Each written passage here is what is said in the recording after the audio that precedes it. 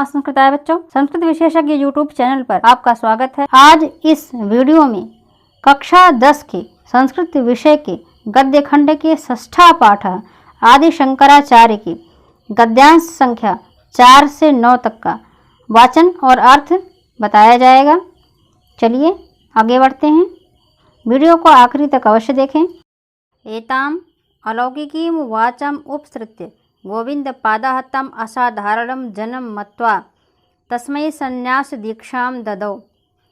इस अलौकिक वाणी को सुनकर गोविंद पाद ने उन्हें असाधारण मनुष्य जानकर संन्यास की दीक्षा दे दी। उपसृत्य उपसर्ग है, श्रु धातु है, लप प्रत्यय हो गया। उपसृत्य गुरो है। गोविंद पादाते वेदांत तत्वम विधिवत अधीत्य स तत्वज्ञो बभूव। गुरु गोविंद पाद से ही वेदांत के तत्व को विधिपूर्वक जानकर समझकर वह तत्व के ज्ञाता हो गए। तत्वज्ञ इन तत्व के ज्ञाता हो गए। सृष्टि है रहस्य, सृष्टि रहस्यम अधिगम्य गुरोः आज्ञा स वैदिक धर्मोद्धारार्थम दिग्विजयाय प्रस्थितः।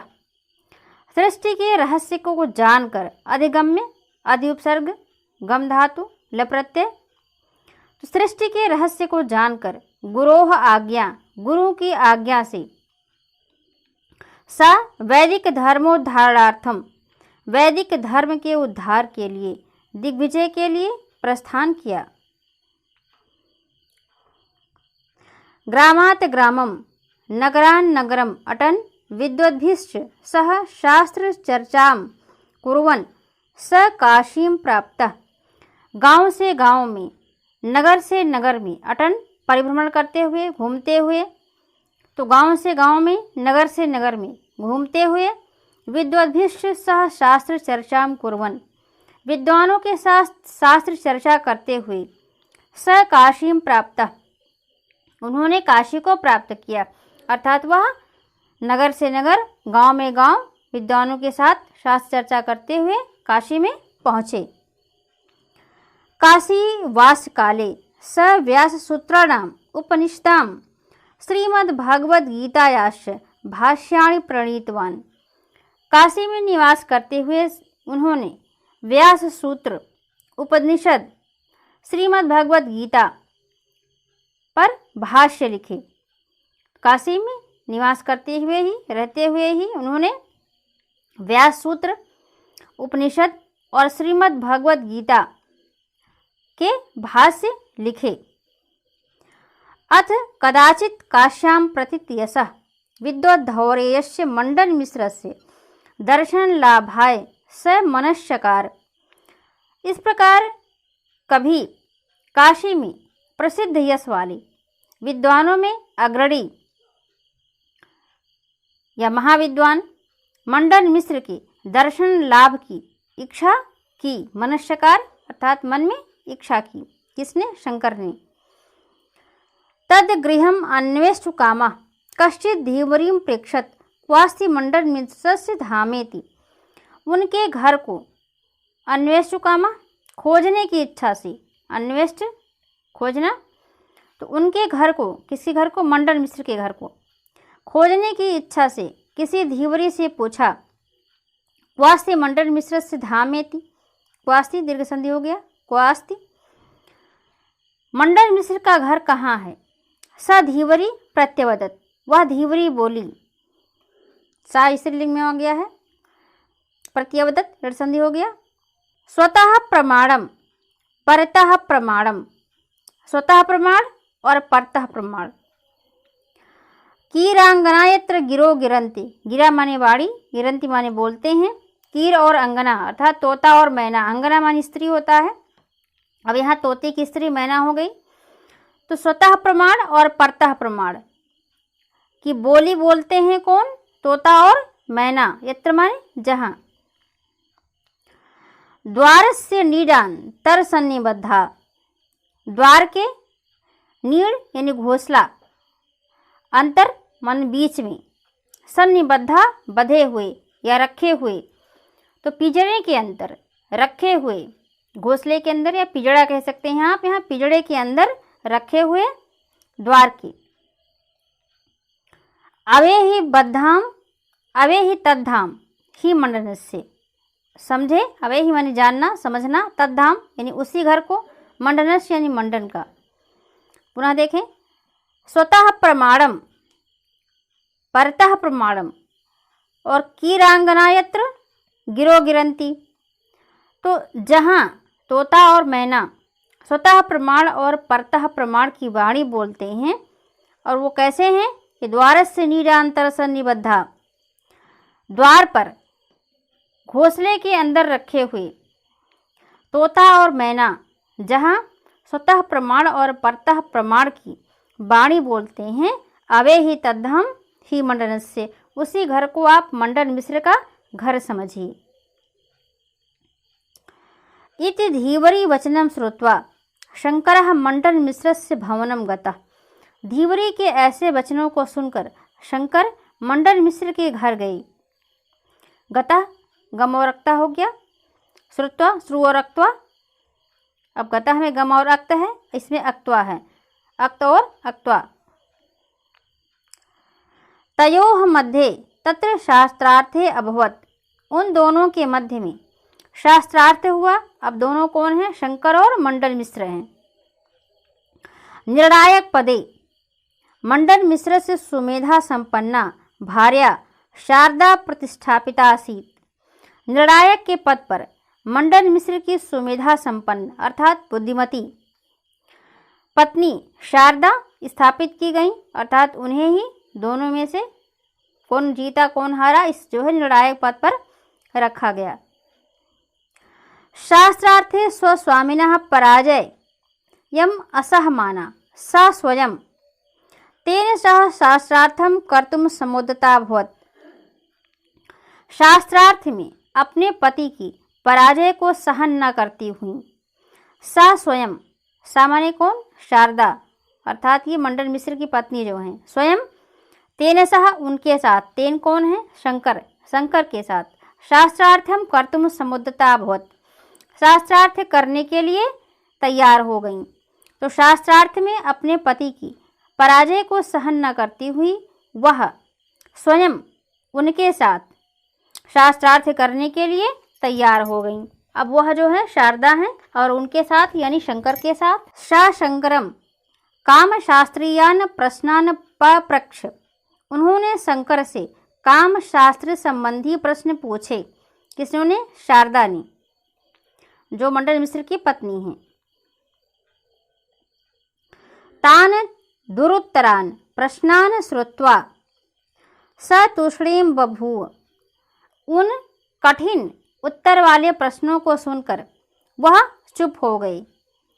उन कठिन प्रश्नों वाली कठिन उत्तर वाले प्रश्नों को सुनकर श्रुत्वा श्रु और अक्त्वा स तूष्णीम बभूव, स कौन है, शंकर। कियत कालानंतरम स परकाय प्रवेश विद्या काम शास्त्रज्ञो बभूव, पुनश्च मंडन पत्नी शास्त्रार्थे पराजितवान, उन्होंने परकाय, काय माने शरीर, पर माने दूसरे, तो दूसरे के शरीर में प्रवेश विद्या, प्रवेश करने की विद्या से काम शास्त्रज्ञ यानी काम शास्त्र के ज्ञाता हो गए। कौन, शंकर, वह जो है दूसरे के शरीर में प्रवेश करने की विद्या से काम शास्त्र के ज्ञाता हुए। पुनश्च मंडन पत्नी शास्त्रार्थे पराजितवान, और पुनः मंडन मिश्र की पत्नी को शास्त्रार्थ में पराजित किया। जनश्रुति है अस्ति यत, ऐसी जनश्रुति है, स एव मंडन मिश्र, वह ही मंडन मिश्र आचार्य शंकरस्य शिष्योत्तम स्वीचकार, वही मंडन मिश्र ने आचार्य शंकर का शिष्यत्व स्वीकार किया, अर्थात बाद में वो उन्हें अपना गुरु मान लिया और उनके जो है शिष्य हो गए। और सुरेश्वर इति नामना प्रसिद्धिम चलेभे, और सुरेश्वर इस नाम से प्रसिद्धि प्राप्त की। शिष्यत्व स्वीकार करने के बाद मंडन मिश्र ने अपना नाम सुरेश्वर रख लिया। आगे देखिए, दिग्विजय यात्रा प्रसंगे नैव आचार्य प्रवरा प्रयागम प्राप्त। पर उपसर्ग आप धातु और रक्त प्रत्यय हो गया प्राप्त। दिग्विजय यात्रा के प्रसंग से ही आचार्य प्रवर प्रयाग को प्राप्त हुए, अर्थात वह प्रयाग पहुँचे। दिग्विजय यात्रा आपने देखा कि गांव-गांव नगर-नगर में जा रहे थे, तो पहले वो काशी में पहुँचे और काशी से फिर वह पहुँचते पहुँचते टहलते घूमते भ्रमण करते प्रयाग में पहुँचे। तो दिग्विजय यात्रा प्रसंगेनैव आचार्य प्रवरा प्रयागम प्राप्त। दिग्विजय यात्रा प्रसंग में ही आचार्य प्रवर प्रयाग गए। आचार्य कौन है? शंकर। तत्र वैदिक धर्मोद्धारणाय सततम यतमानम कुमारिल भट्टम ददर्श। वहाँ उन्होंने वैदिक धर्म के उद्धार के लिए लगातार प्रयत्न करते हुए कुमारिल भट्ट को देखा। वैदिक धर्म का उद्धार कौन कर रहा है? कुमारिल भट्ट। एकदा कुमारिल भट्ट वैदिक धर्मस्य कर्मकांड पक्षम आश्रित्य सांप्रदायिकान पराजितवान। एक तरफ कुमारिल भट्ट वैदिक धर्म के कर्मकांड पक्ष का आश्रय लेकर सांप्रदायिकों को पराजित कर रहे थे। एक तरफ कुमारिल भट्ट वैदिक धर्म का के कर्मकांड पक्ष का, अब देखिए उसमें दो कांड हैं, कर्मकांड और ज्ञान कांड। तो वैदिक धर्म के कर्मकांड का पक्ष किसने लिया? कुमारिल भट्ट ने। कुमारिल भट्ट ने वैदिक धर्म के कर्मकांड का पक्ष का आश्रय लेकर सांप्रदायिकों को पराजित किया। अर्थात सांप्रदायिक कौन हो गए? जो उनके विपक्ष में थे, वैदिक धर्म को जो नहीं मानने वाले थे, उन्होंने कर्मकांड के पक्ष का आश्रय लेकर के पराजित किया कुमारिल भट्ट ने। अपरतः और दूसरी तरफ क्या हुआ? श्रीमत् शंकर कर्मकांडस्य चित्तशुद्धि मात्र पर्यवसायी माहात्म्यम स्वीकृत्यापि मोक्षे तस्य व्यर्थम प्रतिपादयामास। और दूसरी तरफ श्रीमान शंकर ने कर्म कांड को चित्त शुद्धि मात्र तक उद्देश्य, उसकी महत्ता को उन्होंने क्या बताया कि कर्मकांड चित्त यानी मन की शुद्धि मात्र तक है। तो दूसरी तरफ श्रीमान शंकर ने कर्मकांड को चित्त यानी मन की शुद्धि मात्र तक उद्देश्य को, उसके महात्म्य को स्वीकार करके भी, किसके? कर्मकांड के महात्म्य को स्वीकार करके भी मोक्षे तस्य व्यर्थम प्रतिपादयामास, मोक्ष में उसकी व्यर्थता को प्रतिपादित किया। अर्थात श्रीमान शंकर का यह मानना था कि कर्मकांड अच्छा है, परंतु वह केवल चित्त की शुद्धि मात्र तक है, मोक्ष में वो व्यर्थ है। अर्थात कर्मकांड मोक्ष की प्राप्ति नहीं दिला सकता है। वैदिक धर्म के कर्मकांड पक्ष का आश्रय कौन ले रहा है? कुमारिल भट्ट। उसकी महत्ता को इन्होंने भी स्वीकार किया श्रीमान शंकर ने, परंतु इनका कहना ये था कि वह केवल चित्त शुद्धि मात्र तक है। तो कर्म का श्रीमान शंकर ने जो है कर्मकांड के चित्त शुद्धि मात्र तक की महत्ता को स्वीकार करके भी मोक्ष में उसकी व्यर्थता को प्रतिपादित किया। उन्होंने कहा कि ये प्रथम सीढ़ी है कर्मकांड, अर्थात है तो ये अच्छा, वैदिक धर्म अच्छा है, परंतु ये मोक्ष तक नहीं पहुंचा सकता। एवं कुमारिल सम्मतम मतमपि खंडयित्वा स अज्ञान निवृत्तै ज्ञानस्य महिमानं ख्यापयामास। इस प्रकार कुमारिल के मत को खंडन करके भी कुमारिल ने क्या कहा था कि कर्मकांड ही जो है मोक्ष तक पहुंचाता है।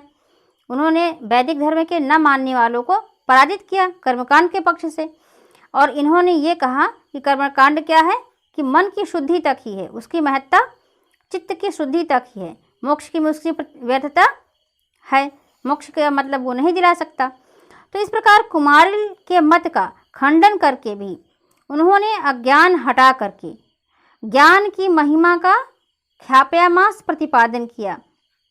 खंडन तो किया इन्होंने, परंतु इन्होंने अज्ञान को हटाया, अज्ञान निवृत्ति, अज्ञान को हटाकर ज्ञान की महिमा का प्रतिपादन किया। जो ये सब भाष्य वगैरह लिखे उसमें इन्होंने अपने जो है विचारों को बताया कि मोक्ष तक पहुंचने का माध्यम क्या है, कैसे है। तो खंडन तो किया इन्होंने कुमारिल का, परंतु जो है अज्ञान को हटा करके ज्ञान की महिमा को स्थापित किया। तद ज्ञानमेव, वह ज्ञान ही मोक्षदायकम भवति, वह ज्ञान ही मोक्षदायक होता है। इति ज्ञान कांडमेव वेदस्य निष्कृष्टार्थम इति शंकरः अमन्यत। यह ज्ञान कांड ही वेद का निष्कर्ष है, निष्कृष्टार्थम यानी निष्कर्ष है, निष्कृष्ट यानी निष्कर्ष अर्थ है, निष्कर्ष है, ऐसा शंकर ने माना। तो आचार्य शंकर का मत क्या था कि कर्मकांड क्या है, केवल चित्त शुद्धि तक है। यदि आप मोक्ष तक जाना चाहते हैं तो ज्ञान कांड को धारण करें। उन्होंने ज्ञान कांड का प्रतिपादन किया। एवं शंकरः आसेतोः कश्मीर पर्यंतम समग्र देशे परिबभ्राम। आसेतो यानी सेतु बंध से, आप मनी पर्यंत, आसेतो तो सेतु बंध से लेकर के कश्मीर तक इन्होंने समग्र देश का भ्रमण किया। स्वकीया अलौकिक्या बुद्ध्या च न केवलं विरोधि मतम समूलम उत्पाटयामास वरम च वैदिक धर्मानुयायिनां मध्ये तत्व स्वरूपम उद्देश्य यद वैमत्यम आसीत तस्यापि समन्वयः तेन समुपस्थापितः। शंकर ने सेतुबंध से लेकर के कश्मीर तक भ्रमण किया और अपनी स्वकीय अलौकिक बुद्धिया और अपनी अलौकिक बुद्धि के द्वारा केवल विरोधी के मत का नष्ट ही नहीं किया, समूल यानी जड़ सहित, उत्पाटयामास नष्ट करना। तो उन्होंने अपनी अलौकिक बुद्धि से केवल विरोधियों के मत का जड़ सहित नष्ट ही नहीं किया, वरन वैदिक धर्मानुयायिनां, वैदिक धर्मानुयायियों के मध्य तत्व स्वरूपम उद्देश्य, तत्व के स्वरूप को उद्देश्य करके, लक्ष्य करके, यद वैमत्यम जो मतभेद था, वैमत्य यानी विमत, मतभेद, दो मत होना, जो मतभेद था, तस्यापि समन्वय तेन समुपस्थापितः, उसमें भी उन्होंने समन्वय स्थापित किया। मतभेद क्या था? मतभेद ये था कि कुछ लोग कर्मकांड को महत्व दे रहे थे, कुछ लोग ज्ञान कांड को महत्व दे रहे थे। उन्होंने अंत में ये कहा कि कर्मकांड चित्त की शुद्धि मात्र तक है, अर्थात व्यर्थ तो नहीं है, परंतु अगर आप मोक्ष तक जाना चाहते हैं तो वहाँ आपको ज्ञान कांड का आश्रय लेना पड़ेगा। यद्यपि कर्मकांड प्रथम सीढ़ी अवश्य है, बिना कर्मकांड के जो है आप चित्त शुद्धि नहीं प्राप्त कर पाएंगे, परंतु अगर आप अपने असली लक्ष्य को जाना चाहते हैं तो आपको ज्ञान कांड अवश्य उसका रास्ता क्लियर करना पड़ेगा। तो ये वैदिक धर्मान जो दो मत थे, दोनों मतों में उन्होंने सामंजस्य स्थापित किया कि अपने अपने स्थान पर दोनों का महत्व है। अल्पीयस्यैव वयसि महापुरुषो वसु चतुर्दक्षु स्वकीर्तिं कौमुदीं प्रसार्य 32 परम आयुरन्ते केदारखंडे स्वपार्थिव शरीरम त्यक्त्वा पुनः कैलासवासी बभूव। अल्पीयस्य यानी थोड़ी अवस्था में ही इस महापुरुष ने चारों दिशाओं में अपनी कीर्ति को फैलाकर, स्वकीर्ति कौमुदी, अपनी कीर्ति की कौमुदी को फैलाकर 32 परमायुते के 32 वर्ष की अवस्था में केदारखंड में अपने पार्थिव शरीर को छोड़कर पुनः कैलाशवासी हो गए। त्यक्त्वा में त्यजोरक्त्वा हो गया।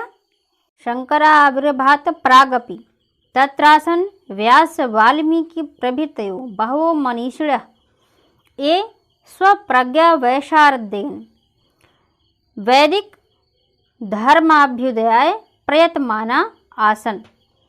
शंकर के आविर्भाव यानी शंकर के आने के पहले भी, शंकर के आविर्भाव के पहले भी व्यास, वाल्मीकि आदि बहुत से मनीषी थे जो अपनी प्रज्ञा की निपुणता से, जो अपनी बुद्धि की निपुणता से वैदिक धर्म के अभ्युदय में प्रयत्नशील थे। तेषु महर्षि व्यास प्रणीतानि ब्रह्मसूत्राणि अधिकृत्य श्रीमत् शंकरेण शारीरकाख्यम भाष्यम प्रणीतम। उनमें महर्षि व्यास के द्वारा लिखा गया ब्रह्म सूत्र को अधिकृत यानी उसका ही अनुसरण करके ब्रह्मसूत्र का अनुसरण करके श्रीमन शंकर के द्वारा शारीरक नाम का भाष्य लिखा गया। महर्षि व्यास के द्वारा जो लिखा गया था ब्रह्मसूत्र, उसी का अनुसरण करते हुए श्रीमान शंकर ने शारीरक नाम का भाष्य लिखा।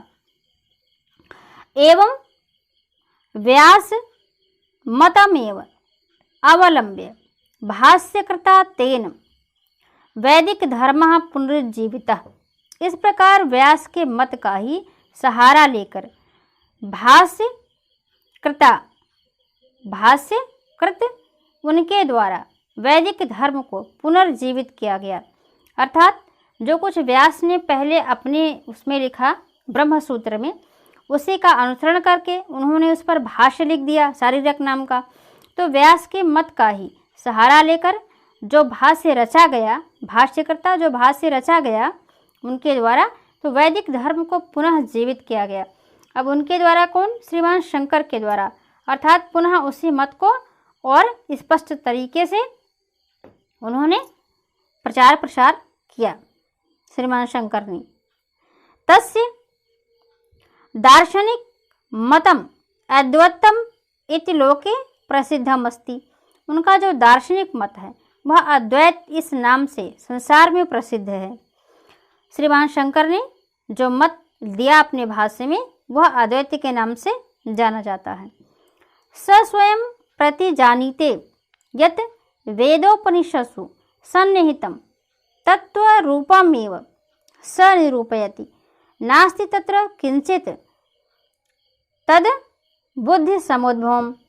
उन्होंने स्वयं ही प्रतिजानीते, उन्होंने स्वयं ही इस बात को स्पष्ट किया कि जो कुछ वेदों और उपनिषदों में तत्व सन्निहित है, उन्होंने स्वयं ही इस बात को स्पष्ट किया कि जो कुछ वेदों में और उपनिषदों में तत्व स्वरूप सन्निहित है वही निरूपण है, वही उन्होंने भाष्य में लिखा।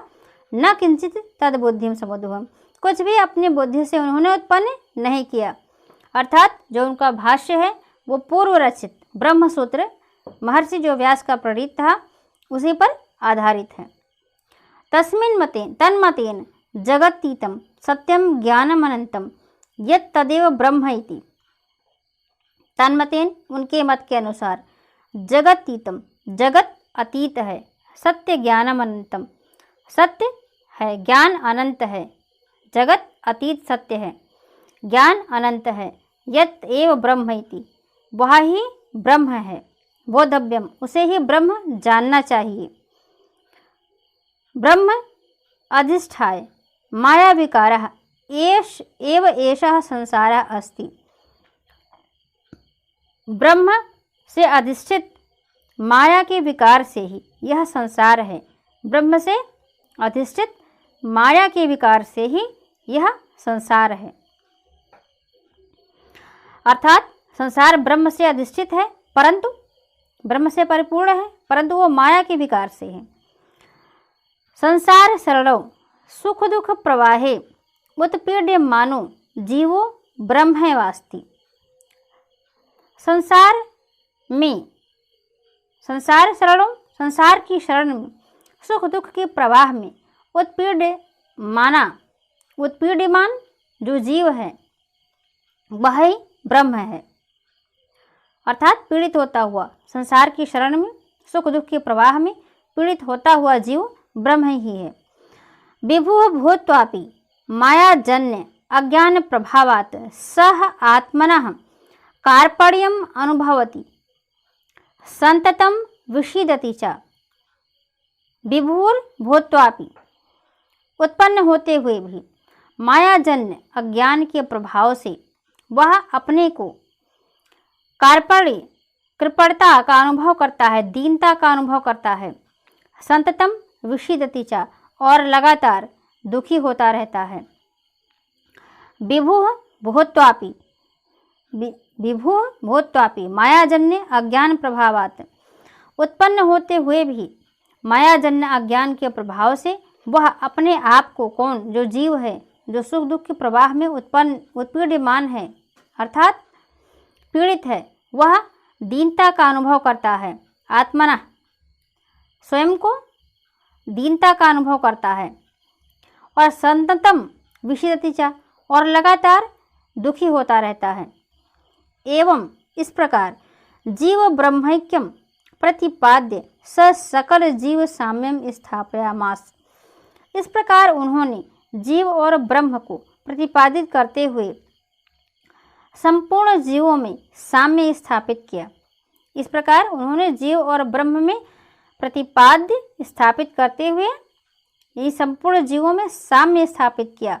अर्थात उनका यह कहना था कि प्रत्येक जीव में ब्रह्म का ही निवास है।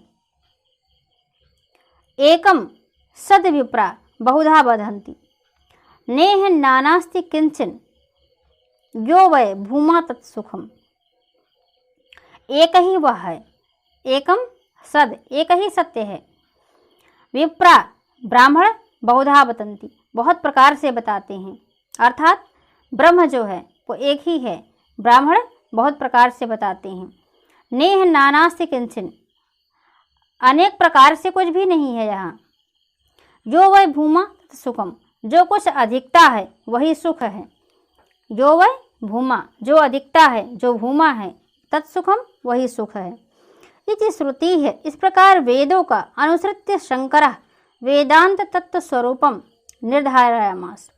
वेदों का अनुसरण करके शंकर ने वेदांत तत्व के स्वरूप का निर्धारण किया।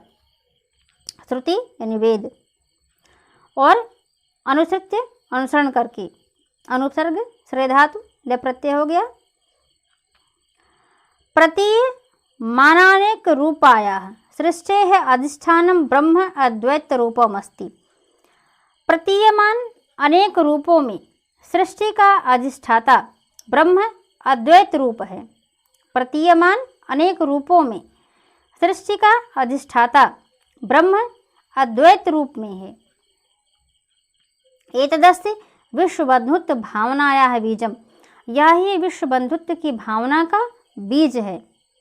अस्याः भावनायाः पल्लवेन न केवलम एकः राष्ट्रवृक्षः संवर्धते अपितु जाति क्षेत्रादिमूला उच्चावच भावरूपा संकीर्णता समूलोच्छिन्ना भवति। इस भावना का विकास होने से, पल्लवित होने से, पुष्पित होने से, तो इस भावना के पल्लवित होने से न केवल एक राष्ट्र वृक्ष बढ़ता है, राष्ट्र रूपी वृक्ष बढ़ता है, बल्कि अपितु जाति क्षेत्र आदि जो संकीर्ण विचारधाराएं हैं, उच्चा वच भाव रूपा जो संकीर्ण विचारधाराएं हैं, समूलोच्छिन्ना भवति, जड़ से ही नष्ट हो जाती हैं। अर्थात यदि भावना ये सभी के अंदर होगी तो वहाँ जाति और क्षेत्र सीमित हो जाएगा और राष्ट्र रूपी जो वृक्ष है वो पल्लवित और पुष्पित होगा कि सभी में एक ही ब्रह्म है।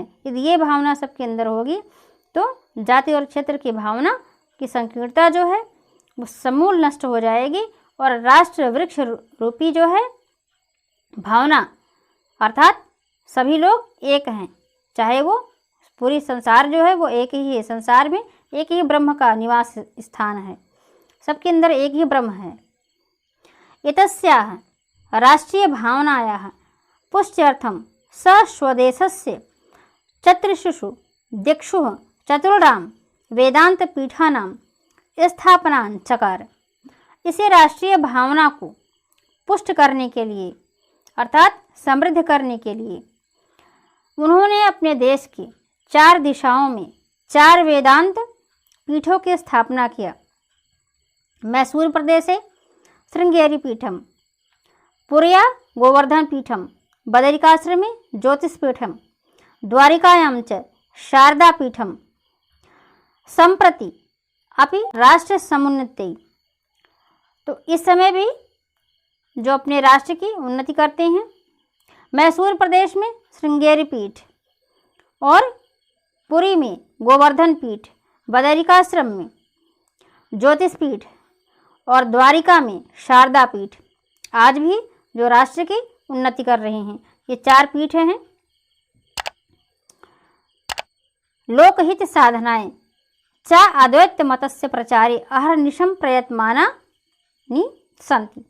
लोकहित की साधना कर रहे हैं और अद्वैत मत के प्रचार प्रसार में रात दिन संलग्न हैं, प्रयत्नशील हैं। कौन है? ये जो 4 पीठ बनाए गए हैं। निष्काम कर्मयोगी शंकरः यद्यपि अल्पायु आसीत्।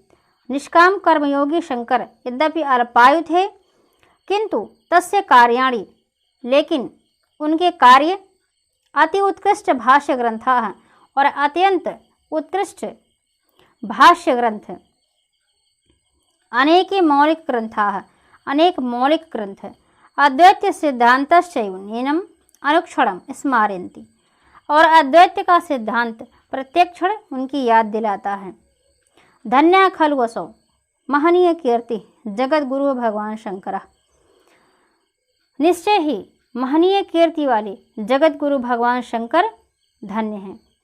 यह वीडियो बहुत परिश्रम से आपके लिए बनाया गया है। इस वीडियो को लाइक अवश्य करें, जिससे हमें आगे वीडियोस बनाने का मोटिवेशन मिलता रहे। कक्षा 10 संस्कृत के सभी छात्रों के साथ शेयर करें। चैनल को सब्सक्राइब अवश्य करें, साथ ही नोटिफिकेशन बेल को ऑल पर रखना न भूलें, जिससे आने वाली सभी वीडियोस नोटिफिकेशन के रूप में आपको मिलती रहें। वीडियो को देखने के लिए धन्यवाद।